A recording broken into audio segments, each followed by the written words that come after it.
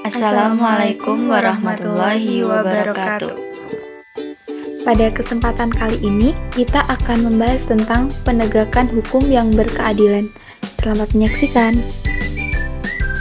Sebelumnya, perkenalkan nama saya Dewi Puja Lestari, NPM 0079, dan teman saya Nabila Nida Arahma, NPM 0089. Pendahuluan tentang pentingnya penegakan hukum yang berkeadilan, definisi penegakan hukum yang berkeadilan. Penegakan hukum yang berkeadilan adalah upaya dan praktek pemerintah, lembaga penegak hukum, dan sistem peradilan untuk menerapkan hukum secara adil dan setara bagi semua individu dalam masyarakat. Ini mencakup prinsip-prinsip seperti kepatuhan terhadap hukum, kemandirian dan netralitas lembaga penegak hukum, perlindungan hak asasi manusia, transparansi dan akuntabilitas penegakan hukum yang proporsional, perlindungan korban, serta pencegahan kejahatan. Penegakan hukum yang berkeadilan juga berfokus pada pemeliharaan keadilan, pemberantasan kejahatan, kedaulatan hukum, perlindungan hak asasi manusia, dan kepastian hukum dalam masyarakat. Selanjutnya, prinsip-prinsip penegakan hukum yang berkeadilan. Yang pertama, kepatuhan terhadap hukum. Prinsip ini menekankan pentingnya semua individu dan lembaga pemerintah untuk memenuhi hukum yang berlaku.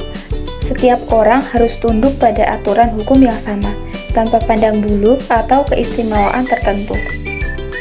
Yang kedua, kemandirian dan netralitas.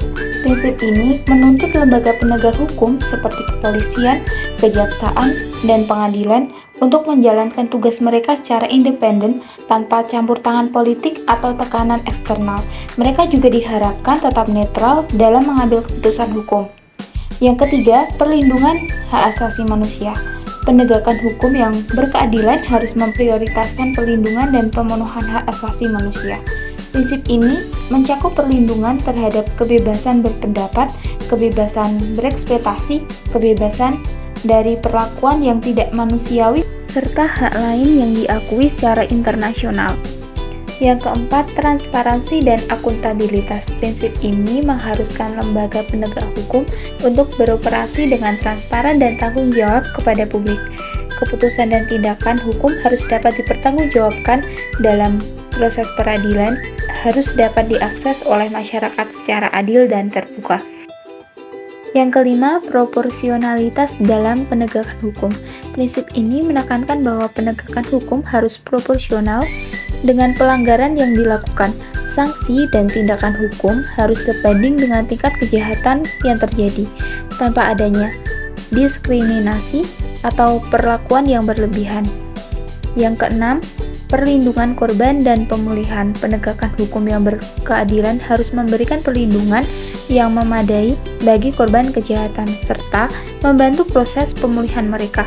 Hal ini mencakup dukungan emosional, pemulihan fisik, dan akses ke sistem peradilan yang responsif terhadap kebutuhan korban.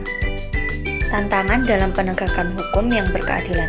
Yang pertama yaitu korupsi dan intervensi politik. Yang kedua, kurangnya akses keadilan bagi masyarakat miskin. Yang ketiga, keterbatasan sumber daya dan kapasitas lembaga penegak hukum.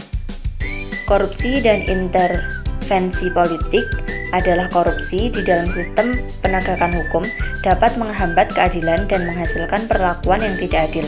Intervensi politik juga dapat mempengaruhi independensi lembaga penegak hukum, menghalangi proses penegakan hukum yang objektif dan adil. Kurangnya akses keadilan bagi masyarakat miskin adalah masyarakat yang miskin atau tidak mampu seringkali menghadapi kesulitan dalam mengakses sistem peradilan. Keterbatasan keuangan, kurangnya pendidikan hukum, dan ketidakadilan struktural dapat menjadi hambatan bagi mereka untuk mendapatkan perlindungan dan keadilan yang sama. Keterbatasan sumber daya dan kapasitas lembaga penegak hukum. Keterbatasan sumber daya dan kapasitas lembaga penegak hukum. Kurangnya sumber daya dan kapasitas di lembaga penegak hukum dapat menghambat upaya penegakan hukum yang efektif. Keterbatasan anggaran, personel, infrastruktur, dan pelatihan dapat mempengaruhi kemampuan lembaga penegak hukum untuk menyelidiki, menuntut, dan mengadili pelanggar hukum yang baik. Langkah-langkah menuju penegakan hukum yang berkeadilan. Penguatan independensi lembaga penegak hukum. Peningkatan transparansi dan akuntabilitas, pelatihan dan pengembangan kapasitas aparat penegak hukum. Yang pertama, penguatan independensi lembaga penegak hukum. Diperlukan upaya untuk memperkuat independensi lembaga penegak hukum, seperti kepolisian, kejaksaan, dan pengadilan. Ini termasuk memastikan bahwa mereka beroperasi secara mandiri tanpa campur tangan politik dan memiliki kebebasan hukum dalam mengambil keputusan hukum. Peningkatan transparansi dan akuntabilitas. Penting untuk meningkatkan transparansi dan akuntabilitas dalam sistem penegak hukum. Ini dapat dilakukan dengan menerapkan mekanisme pemantauan, mengadopsi praktik terbuka dalam pengambilan keputusan, dan memperkuat sistem pengaduan dan investigasi terhadap pelanggaran. Yang ketiga, pelatihan dan pengembangan kapasitas.